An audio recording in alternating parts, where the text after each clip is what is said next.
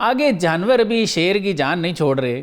جانوروں نے شیر کو ایک تدبیر اور کوشش کرنے والے بندے کا قصہ یاد دلایا کہ سلیمان علیہ السلام کے زمانے میں اسرائیل علیہ السلام نے ایک شخص پر نظر ڈالی۔ وہ سلیمان علیہ السلام کے پاس بھاگ گیا اور ان سے عرض کیا کہ اسے ہندوستان بھیج دیں، کیونکہ اسرائیل نے خشمگین نگاہ سے اسے دیکھا تھا اور وہ موت سے بہت زیادہ خوفزدہ ہو گیا تھا۔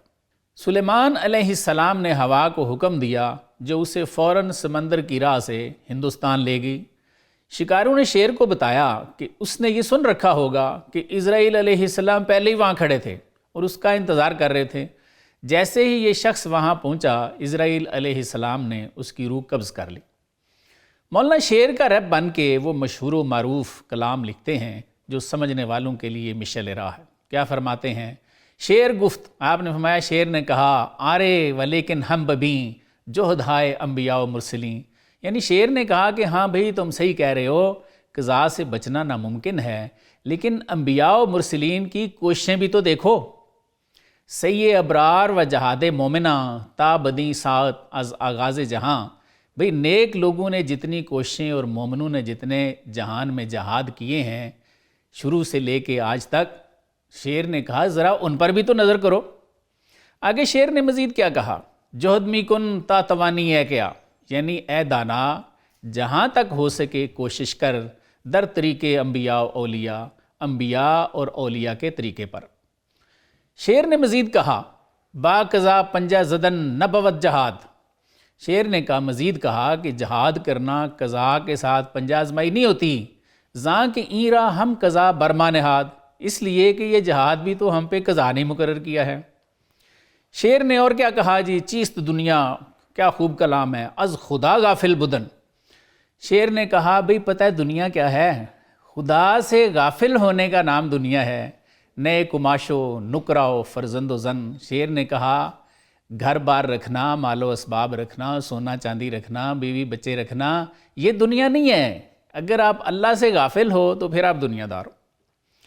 مال را کہ از بہر دین باشی حمول، شیر نے مزید کہا کہ جس مال کو تم دین کے لیے اپنے پاس رکھو، نعم مال صالح خواندش رسول، شیر نے کہا کہ ایسے مال کے بارے میں حضور صلی اللہ علیہ وآلہ وسلم نے بھی فرمایا ہے کہ نیک آدمی کے لیے نیک مال اچھی چیز ہے۔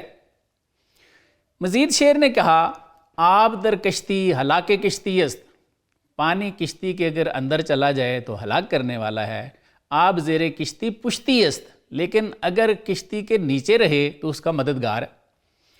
چونکہ مالو ملک را از دل براند، زاں سلیمان خیش جز مسکین خاند، شیر نے کہا کہ چونکہ حضرت سلیمان علیہ السلام نے ملک اور مال کی محبت کو دل سے نکال دیا تھا، اس لیے انہوں نے اپنے آپ کو مسکین کے علاوہ کوئی اور خطاب نہیں کبھی دیا۔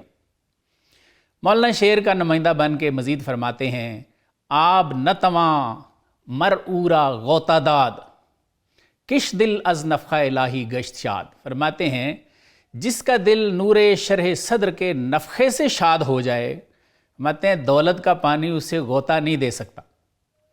آگے فرماتے ہیں کوزہ سر بستہ اندر آب زفت، فرماتے ہیں کہ وہ کوزہ جس کا منہ باندھ دیا جائے گہرے پانی میں، از دل پرباد فوق آب رفت، اپنے اندر ہوا ہونے کی وجہ سے پانی کی سطح پہ تیرتا رہتا ہے۔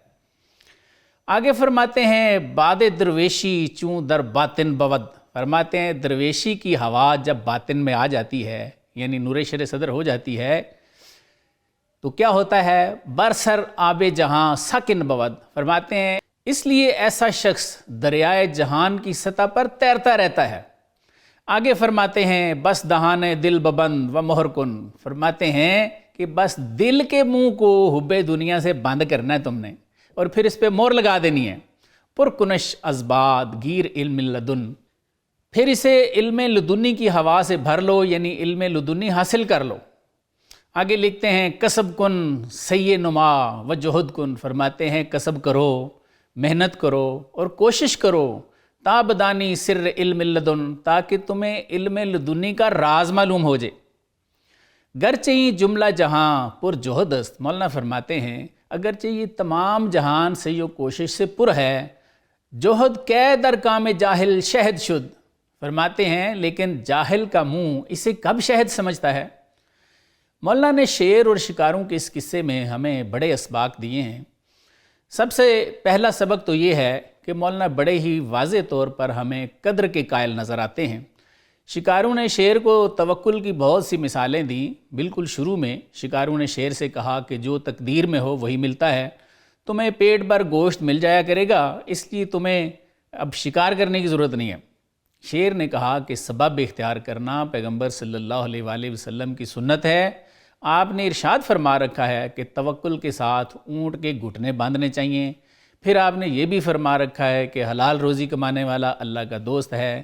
پھر جب شکاروں نے کہا کہ سعی و کوشش لوگوں کے ضعیف اعتقاد کی وجہ سے ہے، تدبیر سے مخلوق کچھ بھی نہیں کر سکتی، فرعون نے تدبیر کی تو دشمن گھر ہی میں پلا، بچہ جب تک بے تدبیر رہا باپ کے کندھوں پر رہا، جب اس نے کوشش شروع کی تو مشقت اور سیاکاری میں مبتلا ہو گیا۔ مخلوق اللہ کا کنبہ ہے، کیا وہ جو آسمانوں سے بارشیں برساتا ہے وہ ہمیں بغیر کوشش کے روٹی نہیں دے سکتا؟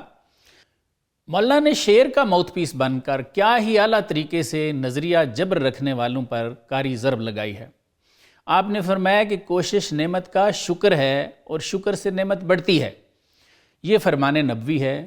پھر آپ نے فرمایا کہ اس وقت تک عبادت و ریاضت کی کوشش کرتے رہنا چاہیے جب تک انسان اللہ تعالیٰ کی درگاہ نہ دیکھ لے اور اسے معرفت الہی نہ مل جائے۔ آپ نے مزید فرمایا کہ جب معرفت کا درخت مل جائے گا تو اللہ تعالیٰ کی رحمت اس معرفت کے درخت کو ہلاتی رہے گی اور آپ ہمیشہ اللہ کے قرب اور اس کے فیوز و برکات کے پھل کھاتے رہیں گے۔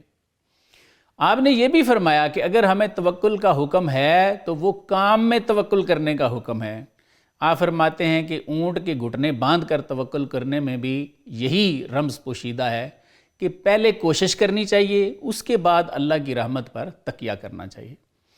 جب شکاروں نے حضرت سلیمان علیہ السلام کے عہد مبارک کے اس شخص کی بات کی جو موت سے بھاگنے کی کوشش کر رہا تھا، تو مولانا نے شیر کی زبانی فرمایا کہ ہمیں انبیاء و اولیاء کے طریقے پہ کوشش جاری رکھنی چاہیے اور ہر طرح کا جہاد جاری رکھنا چاہیے۔ پھر آپ نے یہ بھی واضح فرما دیا کہ یہ جہاد قضاء کے ساتھ پنجہ آزمائی نہیں ہے، بلکہ یہ جہاد ہم پر قضاء ہی نے تو فرض کیا ہے۔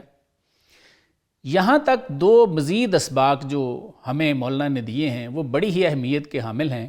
ایک یہ کہ مولانا نے شیر کی زبان سے فرمایا کہ اللہ سے غفلت کا نام دنیا ہے، مال و اسباب رکھنا، بیوی بچے رکھنا، یہ دنیا یا دنیا پرستی نہیں ہے، بلکہ آپ نے حضور صلی اللہ علیہ وآلہ وسلم کا فرمان پاک بھی ہماری نظر کیا کہ سرکار دو عالم صلی اللہ علیہ وآلہ وسلم نے ارشاد فرمایا کہ نیک آدمی کے پاس اگر مال ہے تو یہ اچھی چیز ہے، اور مال کے بارے میں فرمایا کہ انسان کی زندگی کی کشتی کے لیے مال کی حیثیت پانی کی ہے جس کے اوپر کشتی تیرتی ہے۔ اگر وہ پانی اس کشتی کے اندر چلا جائے تو کشتی کی ہلاکت کا سبب بنتا ہے، اگر نیچے رہے تو اس کشتی کو سہارا دیتا ہے۔ مولانا اس میں یہ فرمانا چاہ رہے ہیں کہ دولت پانی کی طرح ہے اور انسان کشتی کی مانند ہے۔ اس کشتی میں پانی آنے سے مراد یہ ہے کہ انسان کے دل میں مال کی محبت نہیں آنی چاہیے۔ آپ نے مزید فرمایا کہ اللہ والوں کو مال نقصان نہیں دیتا، جیسے آپ نے سلیمان علیہ السلام کی ملک و مال کی مثال دی کہ آپ کے دل میں مال کی ذرا بھی محبت نہیں تھی اور آپ نے اپنے آپ کو مسکین کے علاوہ کوئی اور لقب نہیں دیا۔ آخر میں تو حضرت نے ایک خاص راز سے پردہ اٹھایا ہے کہ جن کی شرح صدر ہو جاتی ہے، اللہ تعالیٰ کا نور ان کے سینوں میں آ جاتا ہے، وہ واصل بحق ہو جاتے ہیں۔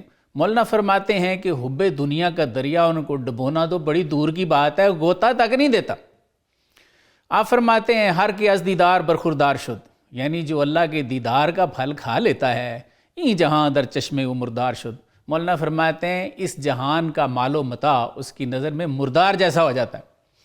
آخر پہ تو آپ نے تمام اہل ایمان پہ یہ راز ظاہر کر دیا کہ کسب کن سید نما وجہد کن، کہ کسب کر، محنت کر اور کوشش کر، تابدانی سر علم لدن، تاکہ فرماتے ہیں کہ تمہیں علم لدنی کا راز مل جائے۔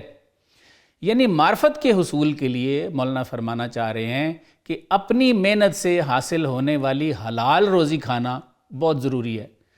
محنت کی حلال روزی کے ساتھ انبیاء اولیاء کے طریقے پہ چلے گا تو یقیناً ایک دن علم لدنی کا راز بھی پا جائے گا۔